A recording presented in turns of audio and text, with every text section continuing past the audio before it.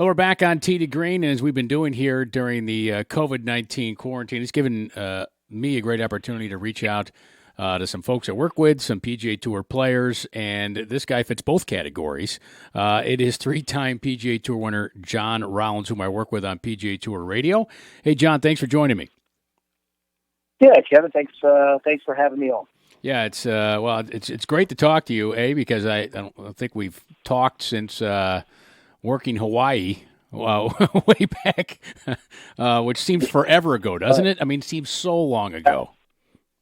It's crazy. Like you said, to think about how long ago that seems, but honestly, it was just just a little over a few months ago. We were there and kind of calling the action. So it's good to hear from you again, though.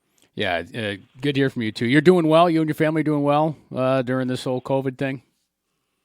Yeah, everybody's still in pretty good spirits. We're doing pretty well, and really just taking it one day at a time. Really, like it's really all you can do is just kind of sit back and try to make the most of it. I would say I've become, out of this quarantine or shelter in place, whatever you want to call it. I feel like I've become a pretty good laundryman. I've become a pretty good gardener now. I've enhanced my skills as a wine aficionado or connoisseur, whatever words you like to choose, and just learning all sorts of new things around the house and ways to kind of entertain myself. All right, you know what? I'm going to dive into that before we talk about golf. Let's talk about wine. So what have you learned about wine? What has made you a better a wine connoisseur? Well, unfortunately, I hate to say it's because I've had to partake in as many bottles as I've had throughout this process. But, wine has always been something that my wife and I have enjoyed it a long time. We actually went to Napa Valley on our honeymoon way back in 2005. And, from that point on, we've just really enjoyed it. And it's a lot of fun, especially when you can, when you learn about it and when you can share good or great bottles with friends and family and just, it's something that, again, that we really had a passion about for a while now. And we enjoyed a nice 2001 Opus one the other day, and it was just sort of one of those times where we just thought it was time to open something nice. There's times in your cellar that a wine needs to be opened. It needs to be enjoyed before, you potentially lose its peak performance. I think that probably could have stayed a little bit longer, but, it was just the timing felt right, and we wanted to really sit back and just kind of enjoy the time here together and at home and with one another and really enjoyed that bottle. But again, it's just something that's a lot of fun and we really loved over the last 15 years or so that we've been married. Well, it's good for you guys to say, hey, let's open this up and enjoy it. My wife and I have done the same. There was a bottle of red that we were saving, and we're like, well, what are we saving it for? Let's enjoy. Like, now's the time here. Like we're not rushed. We don't have to bring it anywhere. We can sip and enjoy it ourselves. And I have done the same thing with a couple of bottle of bourbons that I've been holding back on. I'm like, you know what? What am I saving this stuff for? Let's live. Absolutely. Yeah, you can't take it with you. When you're gone, you can't take it with you. And, as you say, you might as well enjoy it. You have those things for a reason. And it's nice if you have the patience to let it mature and let it develop, the way that it can, that's a pretty cool thing then to be able to, to open it and enjoy it, as you said. But you're exactly right. You have to live. You have to enjoy every moment, as they come. Because, I mean, my goodness, look at the situation we're in now. Who would have ever thought we'd all be kind of doing everything from our home as long as we've been doing this. Yeah, that's for sure. Yeah, no one saw this coming for sure. Let's talk about something you probably saw coming when you're playing, victories, and you've got three of them. The Canadian Open in 2002, the BC Open in 2006, and the Reno Tahoe Open in 2009. Oddly enough, I didn't realize this. Your first two victories, not far from where I'm at right now. You won the BC Open when it was played at Turning Stone Resort in Syracuse, and the Canadian Open right when it was in Toronto. Yeah, I never really thought about that, but maybe it was destined that we met and began to work together, and it was just in the cards. I just didn't see it back at that time. Yeah, it's funny. I've never even been to Turning Stone, which sounds stupid. It's only 2 hours away, maybe 2.5 hours away for me, and I've always one of those places where I want to go and play. And I believe, was that the first year that it moved there because of the floods in Endicott, New York? Yes. It was. Okay, so you'd never seen the golf course before. No, never. We were kind of, as players, we were honestly a little concerned that, they weren't even going to have the tournament at the time because, like you said, the floods there in Endicott, Enjoy Golf Club just, was unplayable, no way to do that. And then the people at Turning Stone sort of stepped up at the last minute and, said, we can host this event and we'd love to have the PGA Tour come in and really get the exposure that, it gave the resort, for them that week and put on a spectacular tournament. Obviously, I'm a little biased of it because I came out victorious that year, but it was a beautiful property, great golf course. It had everybody stayed there on site, the casino and all, so it ended up being a good week for all. Yeah, and I think Tiger went on to have a skins game there, and Notto Begay held a charity event there also at the Turning Stone Resort. But I want to go back to your first win at the Canadian Open, and you won that in a playoff. You beat Neil Lancaster and Justin Leonard in a playoff. And you've been in 3 playoffs in your career. That was I'm going to say this to sound terrible, John.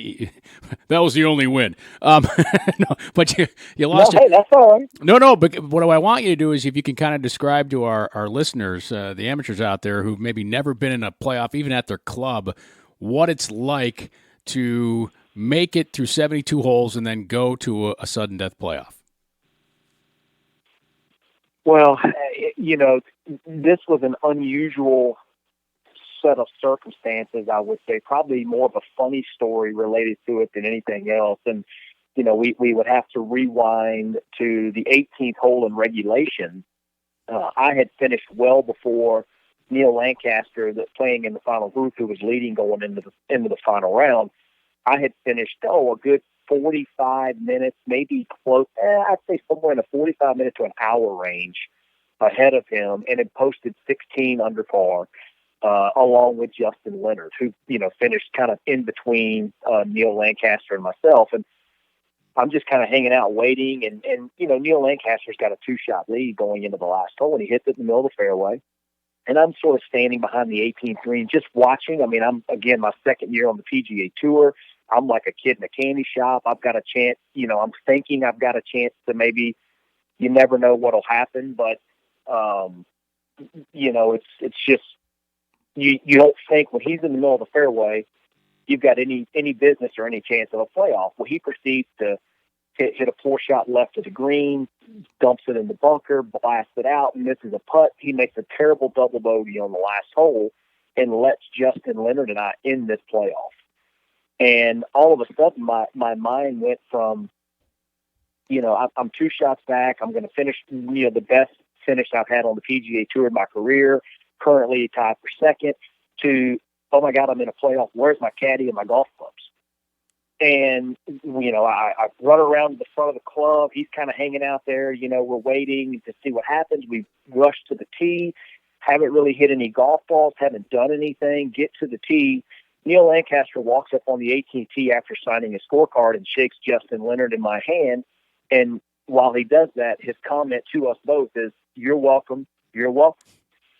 And you got to kind of laugh when the guy comes up and does that. It still has the humor that Neil Lancaster has there on the 18th hole. And we play the 18th in the first sudden death hole, and I hit 2 shots up on the green, 25 feet or so from for birdie. They both go on and make pars, and then I drain the 25-foot birdie putt, and just, what a feeling. It honestly, Kevin, happened so fast that I really didn't have time to process what was going on. And I would have to say at that stage of my career, it's probably a blessing, that it happened that quickly. If I'd have had time to really think about it, who knows what the outcome would have been. But because of the way it all transpired and unfolded, it was just such a cool experience. Obviously one that I'll never forget, but to me, it's more of a comedy story behind it with the reaction from Neil Lancaster.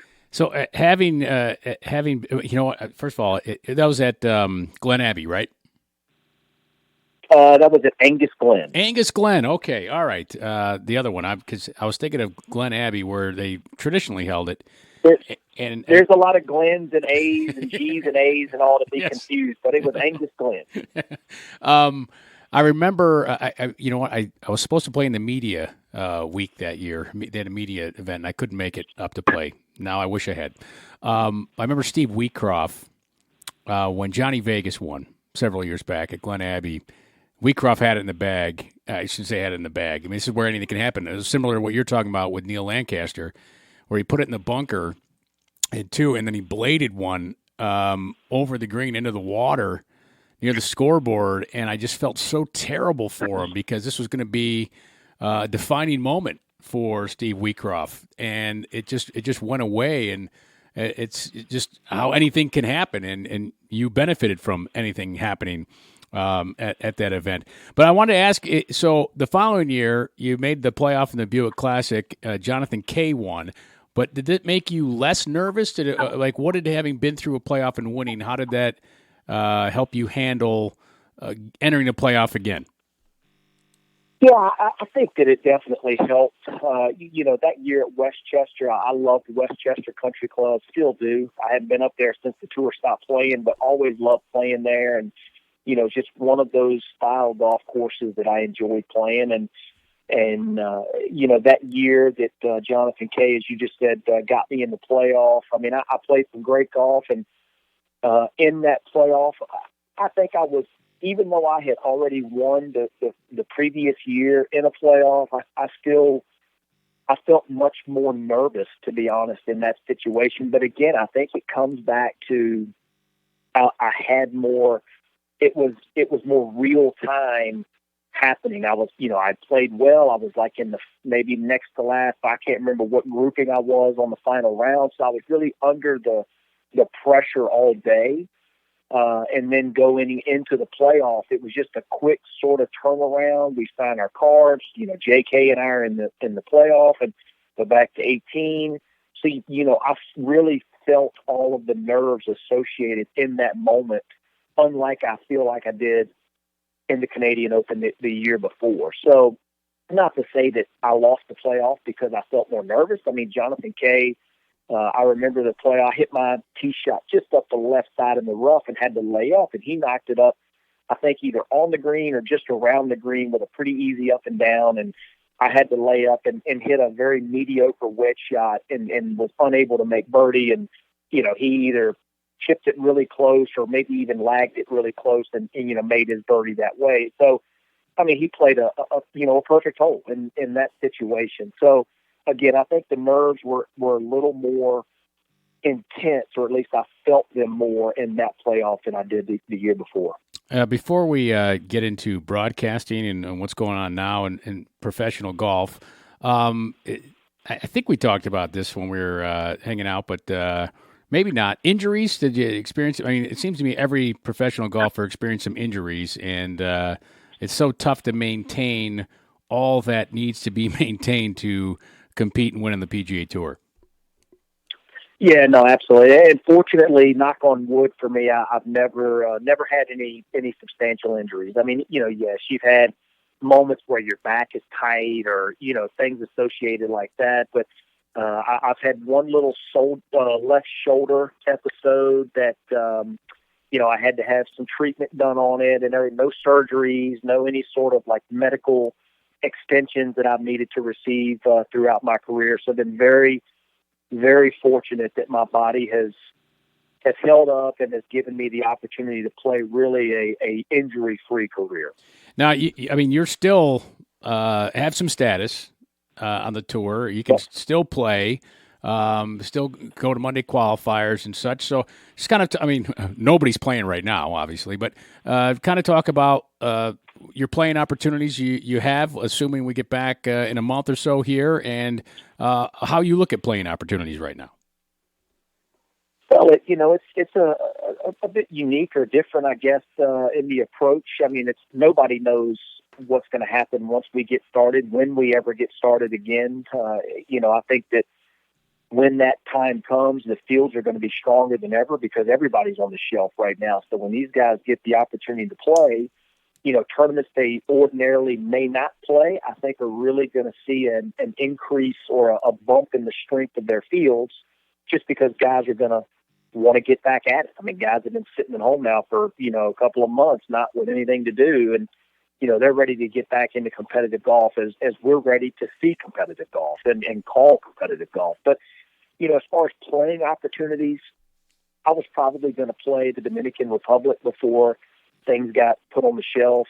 Maybe have an opportunity to go qualify for San Antonio. Look down the road, you kind of think maybe John Deere, Barbasol, obviously the event at the Reno Tahoe area there that's moved now, I believe, into the Truckee, California area. So, there were some opportunities that I was looking forward to, trying to keep my game in shape the best I can. But, when this starts back up again, who knows what to expect and who knows where the opportunities will fall. I've tried to keep my body moving and hitting golf balls into a net here at the house.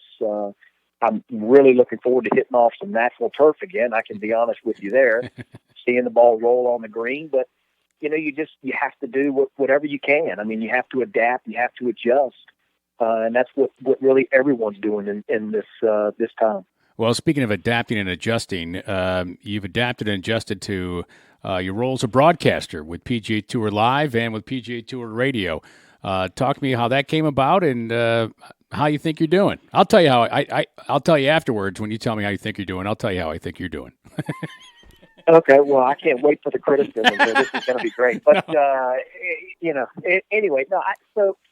Again, as you said, I'm playing under limited status. I'm playing out of a past champions category, and we get reshuffled around based on your performance in the tournaments you get to play in, and things of that nature that can open a few extra doors. But honestly, after I lost my full status in 2000, after the 2014 season, 2015 I still played enough golf, but I didn't play that well. I played okay at times, but nothing great.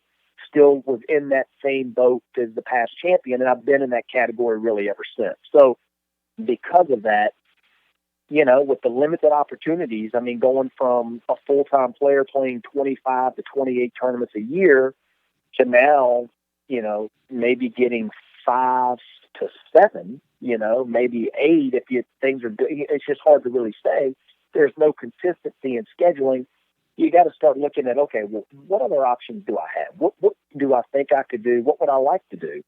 And, I went to school, oddly enough, at Virginia Commonwealth University in Richmond, Virginia, to majored in mass communications broadcasting. Now, unfortunately, I never got far enough down the line, because I pursued my professional career, but that was my focus. That was kind of what I thought I'd like to do. So oddly enough, I ended up looking into PGA Radio, PGA Tour Live, some Golf Channel thing. I just make some phone calls and I talk to Dave Logue and, mention my, talk about my interest in it. And he gave me an opportunity and I've really enjoyed it. It's been a new perspective for me. I still think that I'm learning. And I think I honestly have a lot still to learn. I've enjoyed it. I feel like I do a pretty good job, offering a player perspective. But I do think that I could maybe offer up a little bit more. Been a couple of years now, and I think that I'm still kind of learning. I think I'm walking the thin line, to be honest with you, on being a player and maybe walking down the fairways with guys and yet calling the action and maybe calling some players out or calling situations out on the radio. And maybe fear or just sort of like hesitation of, well, I'm not going to rake that guy over the coals just yet because I may walk down the fairway next week with him, and I don't really want to answer all those questions. So that's sort of the juggling act that I think that I'm in right now. But I'm leaning a little bit more towards not really worrying about that, and really trying to focus when I'm in the studio, when I'm calling the shots and calling the action, of really giving that player perspective, not worrying about what's said and what isn't said, and just try to deliver the best product I can. But I've enjoyed it. It's been a lot of fun. Well, well said all the way around there. And I think you do a great job of keeping it simple and explaining what the player either was trying to do or was thinking about in a shot, because it can be so technical and all the elements that go into a shot. And I personally enjoy just picking your brain on, hey, this is how I from watching players up close doing it and being, a decent amateur golfer, club golfer, on how I would kind of approach things. And I think you've done a nice job of simplifying those things so the listeners, the golfers, because most people who listen to it are golfers, that they can understand what's going on. Well, I appreciate that. I have received a great outpouring of support, from other players, from caddies, from friends that I've met through the years, obviously family, friends here at home, people that have listened that commend me and say, hey, enjoyed the broadcast. You sound great. You're doing a good job, all these things. So that's been really, really great to receive that sort of support. And I think to touch on that, what you just said, I think that really is a reflection of the type of player that I was. I was very simple. I saw it. I reacted to the shot. There wasn't a lot of technical, mechanical, overthinking, overanalyzing, or any of that sort of stuff. So my guess is that's what, translates, on the broadcast is really me as a player, very simple. So me as a broadcaster, I can't change, recreate the wheel. I am who I am, and that's what I do. How many times has our friend Ed McLaughlin hit you up for money for VCU? He is great. He has been, awesome for the school, and we went. I actually took my wife and daughter last year. We were in Richmond visiting my family, who all is still there in Richmond area, and I took them down to campus. It's changed enormous amount since 1997 or 93 to 97 when I was there. And, I sit back and think, man, I wish I had all of this stuff here when I was in college. I mean, it would have been unbelievable, but he's been great for the university and for the campus and really for all the students and all. But I've been pretty fortunate. He's taken it easy on me and just kind of let me do what I do and everything. But he and I, we talk, I'm not going to say all the time, but we text quite frequently on things, maybe related to the golf team or just some things, some events that they're trying to, put together for some alum and help raise money, things like that. So he hadn't put the full court press on me yet. I don't know that. Did I mention that? I knew Ed when he was at Niagara, and I used to announce some games, and we sat on a committee together. He's a fantastic guy. So I kind of threw that question at you, but I'm not sure I even told you that I knew Ed. Well, no, I think it was the either the last time, I can't remember what it was, but either you or Ed, one of you guys messaged me and said to say something to the other guy, and that's where I put it together on, you guys knew each other and, kind of got the whole background of all that. But yeah, no, I knew you guys were familiar with one another, and yeah, but that's all good. Yeah, great guy. I'm happy for success. Hey, it's a small world. Yeah, it certainly is. Final thing, and maybe this might be unfair to do, but a prediction on when we get back to PGA Tour golf, with or without fans. Do you have a prediction for us?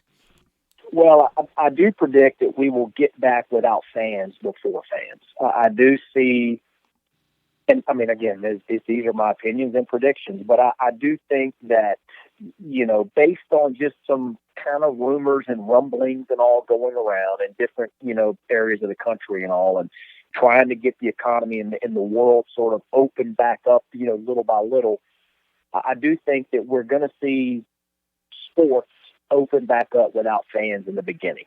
We're going to see the NBA and MLB and, all that sort of stuff kind of come back into play. And I think without fans, so golf, I believe, will follow suit. I could be totally off base, but I think that, in an effort, maybe whether you call it a trial run or not, I don't really know. I mean, a PGA Tour event shouldn't be a trial effort, but I do think that they're going to want to get back out and play and give the fans something to follow and to cheer about and, really energize everybody again about being out playing live golf and PGA Tour golf especially. So when do I think that will happen? Oh, man, I don't really see it.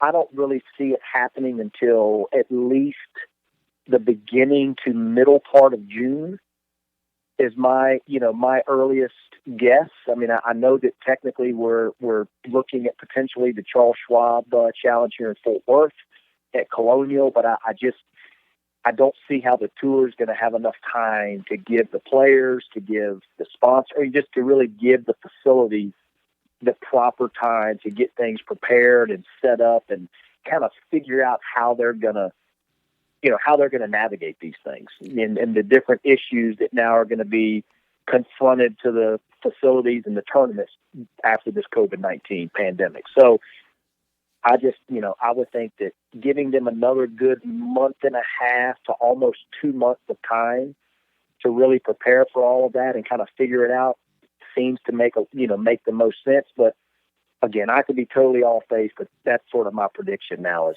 the beginning to middle part of June. Yeah, it sounds like it's headed that way too, and hopefully they get all together. John, I really appreciate your time for joining us on the show. All the best to you and your family, and I look forward to seeing you soon. Yeah, absolutely, Kevin. Thank you very much. Had a great time, and like I said, look forward to calling some shots with you here soon. All right, we'll be back with more to Tee to Green coming up here on WGR.